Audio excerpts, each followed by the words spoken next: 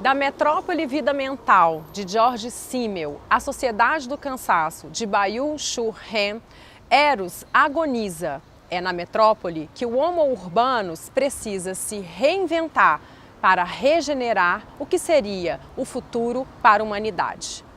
A história da medicina a partir da Idade Moderna, como todos os fenômenos culturais da humanidade, é uma história que se pauta pelo isolamento, pela individualização do pensamento, que se radicaliza nos movimentos científicos e na racionalidade científica, em que você transforma o particular no geral, né, e generaliza aquilo que é singular. Essa generalização afasta o pensamento científico do concreto, das pessoas concretas, da vida concreta. A medicina, como todos os fenômenos culturais, vai se ensimesmando como um observador puro, mas ao mesmo tempo um observador menos privilegiado, porque não pode contemplar aquilo que está fora do espaço mental, aquilo que se impõe como vida concreta ao espaço teórico interno. Nós vemos isso se radicalizando nos últimos séculos, particularmente no século XX. A medicina também se destaca, se separa, inclusive, das outras profissões de saúde, que são mais 12 profissões de saúde que foram se formando. E isto não é uma boa medicina, porque é uma medicina que tem, claro, os seus méritos científicos, não é? Mas escapa a este olhar científico generalizante aquilo que se impõe como singular, né? Aquilo que é próprio da subjetividade do indivíduo, né? Aquilo que são os múltiplos sentidos daquilo que o indivíduo expressa para o médico. Então, a medicina, ela, para ser inclusiva, para ser ampliada, em termos de conhecimento inclusive, e para ser ampliativa, isto é, levar o cuidado para todos, ela tem que sair do gabinete. O primeiro pensador a formular este domínio do que viria a ser chamada depois de razão instrumental sobre o intelecto é Nietzsche, né? Em que ele questiona as palavras que nós utilizamos, a percepção de vida que a gente tem, os conceitos que nós formamos, não é? Como determinados ou condicionados pelo que o poder vigente, o poder institucional, nos coloca como premissa e estrutura o nosso pensamento a partir da sua própria lógica local, né? Em função de interesses vários, né? Seja dos dogmas religiosos, seja do poder político e assim por diante. Daí de Nietzsche isso vai para Foucault e para vários autores, mas o fato é que nós não podemos nos destacar de todas essas realidades subreptícias, às vezes sutis, não é? Que se infiltram em nossa liberdade de pensar em função de uma razão instrumental que se impõe a nós, né? De tal forma que, se nós temos a liberdade de pensar, se nós temos a liberdade de expressar o pensamento, de fazer ações a partir desses pensamentos livres, não é?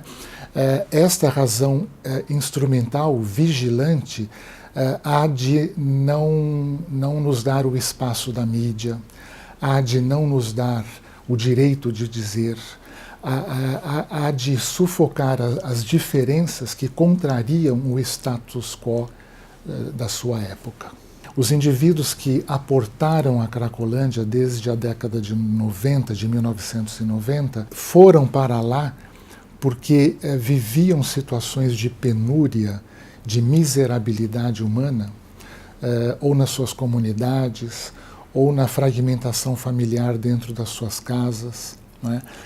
Muitas vezes com violência doméstica, que também, por outro lado, é fruto de uma sociedade fragmentada, não é?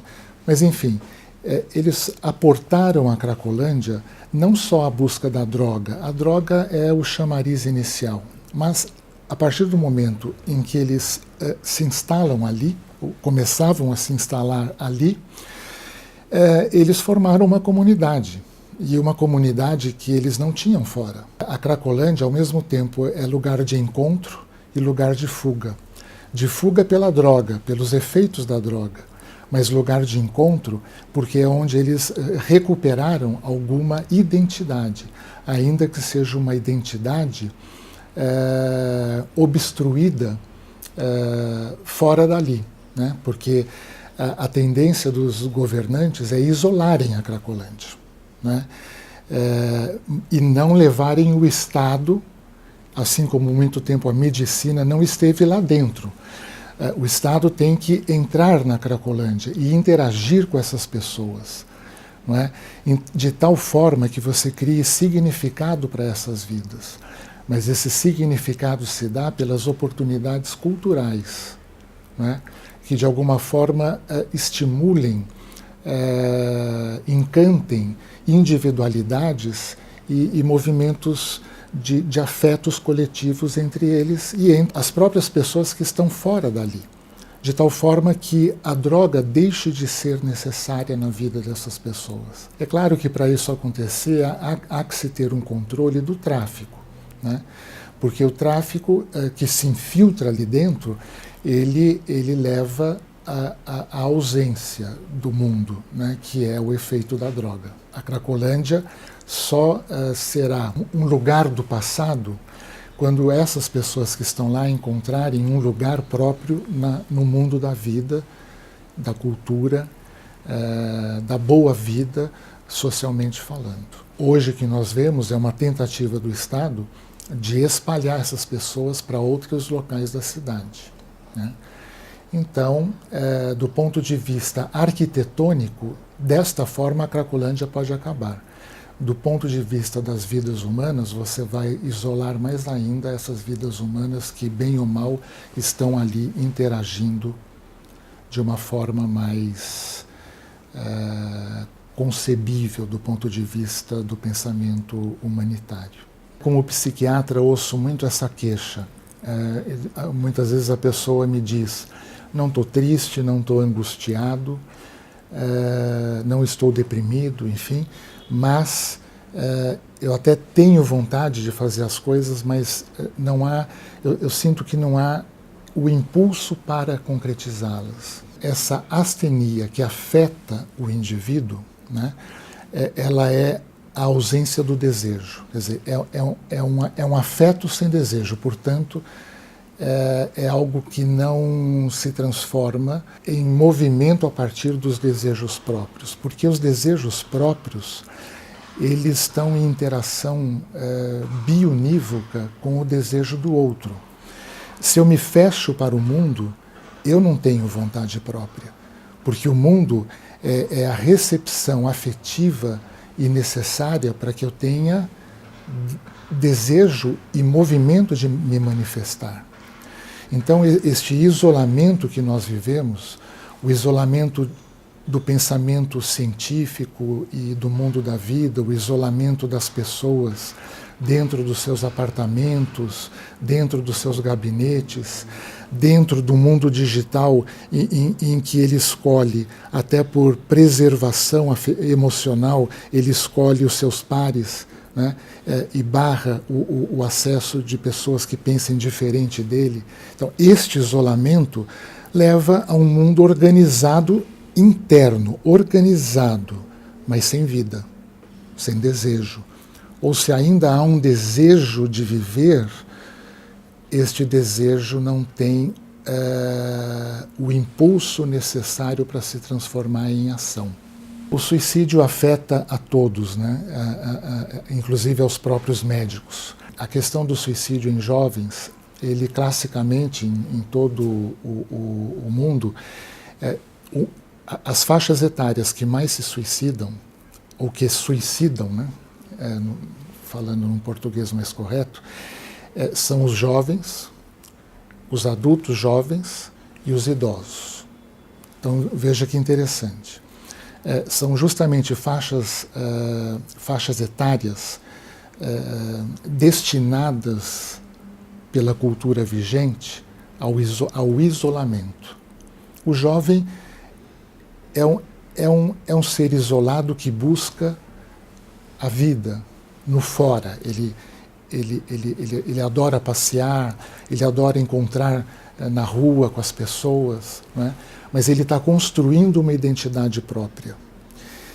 E na construção dessa identidade própria, quando começa a haver óbices mais graves ao desenvolvimento dele, ele não tem ainda estrutura para enfrentar isso de uma forma construtiva. Ele não tem capacidade de se fazer ouvir ainda. Então, ele tem dois movimentos, ou ele agride ou ele se isola. O movimento de isolamento, de uma certa forma, é consequência de uma expressão dele de dentro para fora que não foi permitida. Seja por bullying, seja por excesso de exigências de desempenho e assim por diante. Ele se isola.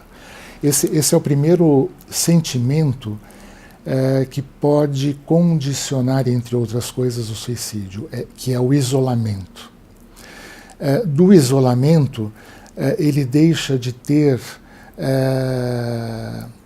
a referência com o outro, que lhe dá o sentido da vida. O sentido da vida nós não construímos monocraticamente, né? O sentido da vida está na possibilidade de construção dentro das diferenças, ou a partir, inclusive, das diferenças. A diferença é aquilo que me faz desejar mais, a diferença é aquilo que me faz me conhecer melhor e me faz me transformar a partir daquilo, inclusive, que eu entendo como uma diferença com a qual eu devo aprender. E o terceiro fator fundamental é a desesperança. Quando eu não tenho mais a esperança de que um dia eu vou encontrar alguém com quem eu possa ser ouvido, então aí nós temos 3 ingredientes para uma profunda depressão, né? Que é o isolamento, a falta de referência ou de sentido da vida, ou anomia, como o Durkheim chamava, e a desesperança. E aí o risco de autoagressão ou de suicídio é muito grande. Suicídio é, pela acepção própria da palavra, o eliminar-se a si mesmo, o eliminar a própria vida, a vida corporal e mental. Mas a gente tem também os suicídios crônicos. O uso indiscriminado do jovem que ele faz de uma determinada droga no isolamento também é um suicídio, mas é um suicídio crônico. Entende? Então nós estamos falando do isolamento. O isolamento mata. O Brasil é modelar, né, dentro da construção do SUS, na prevenção que ele fez da AIDS. Isso nós não temos dúvidas, mas o Brasil, além de viver cada vez mais um subfinanciamento crônico da saúde, né, mas independentemente disso, esse fenômeno da retomada das contaminações pelo HIV, ele é um fenômeno mundial, né? Mesmo no mundo desenvolvido, porque o próprio tratamento da doença AIDS, ou até o tratamento da contaminação para que não se torne doença, na década de 90 e começo do século XXI, foi um tratamento que se tornou bastante eficaz, né?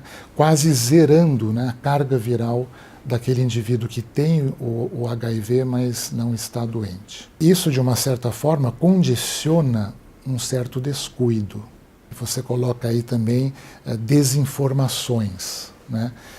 O fato de você evitar que a contaminação se desenvolva como doença não quer dizer que o indivíduo deixa de ter o vírus, né? Tanto que, se você parar o tratamento preventivo para que a contaminação não se desenvolva em doença, esta carga viral mínima vai crescer e vai provocar a doença. Enfim, a questão do jovem, no jovem, da impulsividade, da intempestividade que ele apresenta, né? Dentro da sua própria natureza, né? O abuso, o uso nocivo de drogas também favorece uma fragilização da responsabilidade ou do sexo responsável, né? Fragilizando determinadas cautelas que ele, jovem, no mais das vezes, sabe que deve tomar para ter um ato sexual seguro. Então, são vários ingredientes que, de alguma forma, fizeram com que houvesse esse aumento da contaminação do vírus da AIDS. O lúdico decorre da livre expressão e da espontaneidade. O brincar é o ser livre dentro de regras, mas são regras que permitem a manifestação espontânea do ser, né? Se o aprender não estiver conectado ao afeto, ao compartilhar liberdades e desejos, ele é um aprender fechado em si mesmo, um aprender que não emociona. Se o aprender não emociona, ele não permite o interesse. Não tem o interesse. Tem o interesse de poucos, né? De jovens determinados, dentro ou fora, né? Por um projeto de um sucesso escolar, mas esse sucesso escolar às vezes é atingido, mas sem prazer, né? A custa, inclusive, de estresse emocional do jovem. Então, o aprender que não contempla o fora, né? que não viabiliza esse vínculo entre o fora e o dentro e o fora, é um aprender vazio, é um aprender sem amor, né? Amor aí no sentido do sentimento que nos afeta, né? Amor filia, né? Muito mais do que amor erótico, né? Mas também amor erótico, mas amor global, entendido seja como eros, seja como filia, né? Isso está na teoria da complexidade, isso está em vários filósofos como Paul Ricoeur, né? O si mesmo como um outro, isso tá em Nietzsche, né?